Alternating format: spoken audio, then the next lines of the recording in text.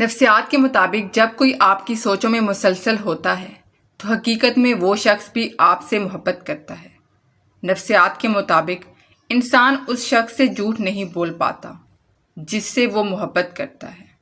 جب لڑکا محبت جتاتا ہے تو آنکھوں میں دیکھتا ہے اور لڑکی ادھر ادھر۔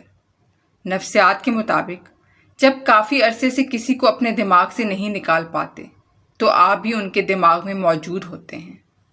نفسیات کے مطابق جب آپ بلا وجہ پریشان رہنے لگتے ہیں تو حقیقت میں آپ کو اپنی محبت کی توجہ چاہیے ہوتی ہے۔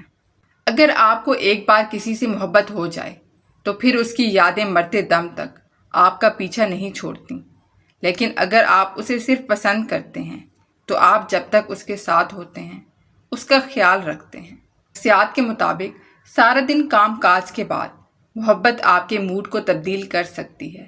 یہ آپ کو دماغی تھکاوٹ اور سٹریس سے نجات دیتی ہے۔ آپ کو یہ سن کر حیرت ہوگی کہ میچنگ نہ ہونے والے جوڑے زیادہ خوش ہوتے ہیں۔ اس کا مطلب محبت میچنگ کا نام نہیں بلکہ محبت ہے جو ہمارے ڈی این اے میں جمع ہے، جو کبھی بھی کسی سے بھی ہو جاتی ہے۔ محبت میں پاگل پن تعلقات ہماری روح کے لیے بہت ضروری ہے۔ لوگ ایسے پارٹنر کی تلاش میں ہوتے ہیں جو ان کی روح کو تسکین دے، اس کے لیے میچنگ کرتے ہیں۔ محبت ایک شراکت داری کا نام بھی ہے جس میں آپ اپنی ہر چیز دوسرے سے برابر بانٹتے ہیں۔ اگر اس میں سے ایک زیادہ پرکشش ہوتا ہے تو دوسرا کامیاب۔ نفسیات کے مطابق محبت تنازعات کو پسند کرتی ہے۔ محبت کے لیے یہ ضروری نہیں کہ دونوں کا ذہن ملتا ہو۔ محبت تو محبت ہے، ہو جاتی ہے۔ محبت ہونے کے لیے دلچسپی، جذبہ اور تجسس کافی ہے۔ محبت ایک نشہ ہے۔ محبت کرنے والوں پر ایک دباؤ بھی رہتا ہے اور وہ ہے ملنے کا، لیکن محبت میں افسردگی کا خطرہ بھی لاحق رہتا ہے کیونکہ جذباتی محبت ایک لت کی طرح ہے یا اس سے بھی بدتر۔ جب مرد اور عورت میں سچی محبت جنم لیتی ہے تب یہ دو نشانیاں ظاہر ہوتی ہیں۔ پہلی نشانی، وہ ایک دوسرے کے لیے جان دینے کو تیار ہو جاتے ہیں۔ دوسری نشانی، دونوں فریقین میں نکاح کی خواہش پیدا ہو جاتی ہے۔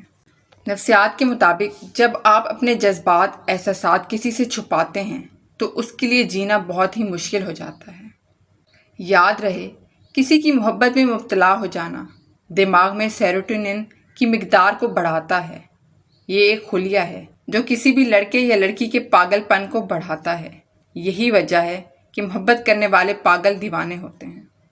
محبت کرنے والا ہر فریق، اس کی تمنا یا خواہش ہوتی ہے کہ اسے اپنے محبوب سے بہت بہت پیار ملے۔ اگر یہ امید پوری نہ ہو تو زبردست صدمہ، ٹراما پہنچتا ہے۔ اگر آپ کسی کے ساتھ 4 مہینے گزار لیں تو پھر ایک لمبے عرصے تک آپ اسے بھلا نہیں پائیں گے۔